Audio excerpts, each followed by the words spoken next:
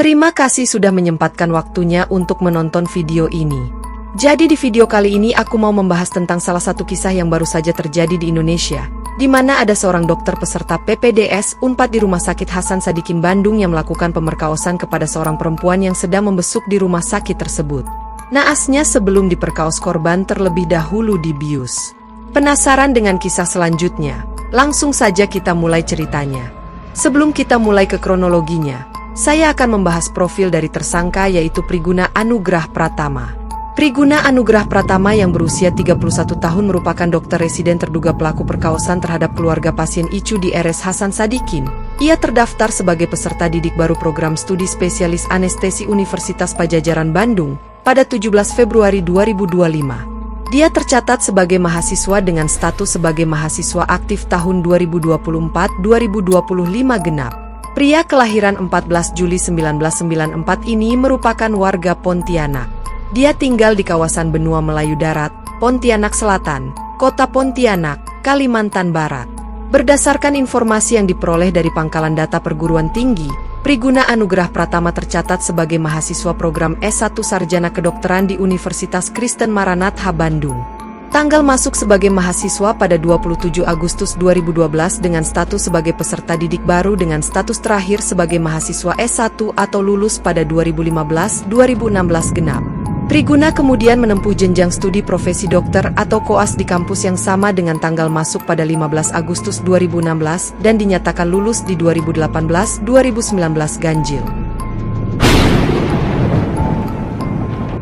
Pada hari Senin, 17 Maret 2025, menjadi hari paling mendebarkan bagi salah seorang perempuan yang tengah membesuk ayahnya di salah satu ruangan di instalasi gawat darurat Rumah Sakit Hasan Sadikin Bandung. Sejak beberapa hari terakhir, kondisi ayahnya itu memang terus menurun. Puncaknya, kesehatan pasien itu memburuk pada Senin malam. Ketika berharap keajaiban itu muncul, yang datang justru Priguna Anugrah Pratama. Priguna adalah dokter yang saat itu berjaga di ruang IGD. Priguna lantas menjelaskan kondisi pasien tengah kritis. Oleh karena itu, dibutuhkan segera donor darah untuk menyelamatkan nyawa pasien. Tak ingin buang waktu, korban bersedia menjadi pendonor. Hingga momen itu, tidak ada yang tahu skenario apa yang tengah dijalankan Priguna. Priguna lantas mengajak korban menjalani crossmatch.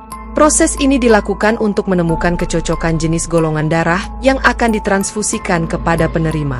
Proses itu, kata Priguna, bakal dilakukan di ruang 711 di lantai 7 gedung MCHC. Gedung MCHC sejatinya bukan untuk crossmatch.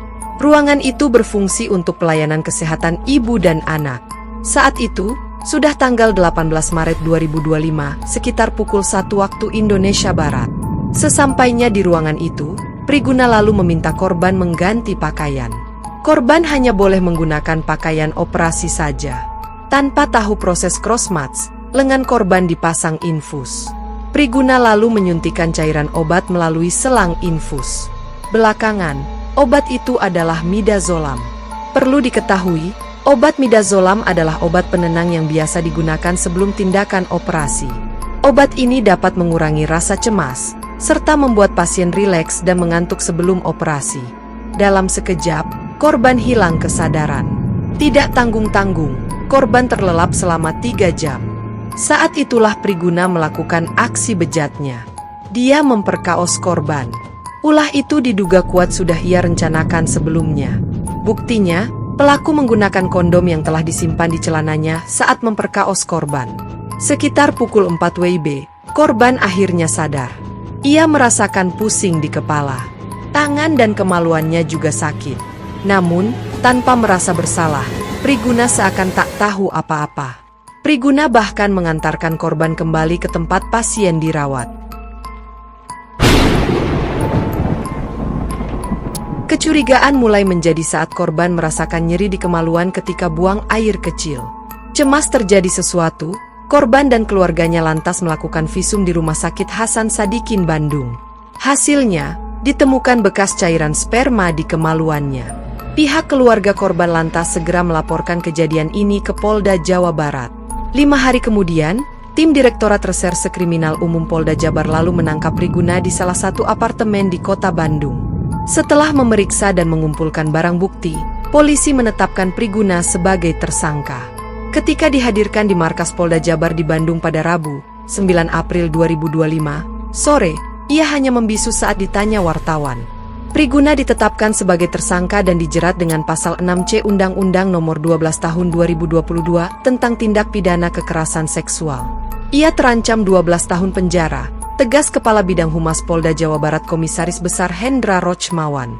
Polda Jawa Barat menunjukkan barang bukti kasus pemerkosaan kerabat pasien Rumah Sakit Hasan Sadikin oleh mahasiswa Program Pendidikan Dokter Spesialis, PPDS, Fakultas Kedokteran Universitas Padjadjaran bernama Priguna Anugrah Pratama di Bandung, Rabu, 9 April 2025. Polisi telah menetapkan Priguna sebagai tersangka.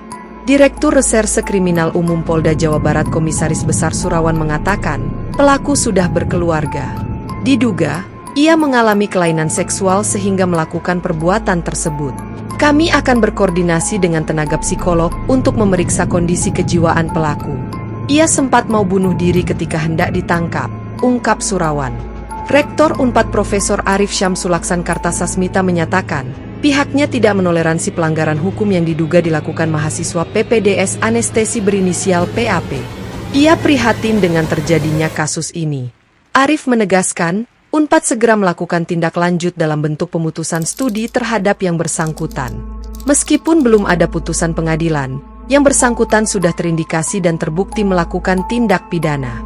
Sebagai lembaga pendidikan, kami sama sekali tidak akan memberikan ruang bagi terjadinya pelanggaran-pelanggaran, baik yang dilakukan oleh mahasiswa di tempat kerja, tempat praktik, maupun di lingkungan Unpad, katanya. Pemerkosaan hingga pelecehan seksual kini kian rawan terjadi di ruang publik. Diperlukan upaya pengawasan yang ketat dalam pelayanan medis agar kasus yang menimpa korban tak terulang lagi. Sekian video kali ini, jika teman-teman mempunyai saran untuk video selanjutnya dapat menuliskan di kolom komentar. Dan juga jangan lupa untuk like, komen dan subscribe channel ini. Sampai jumpa di video selanjutnya. Bye-bye.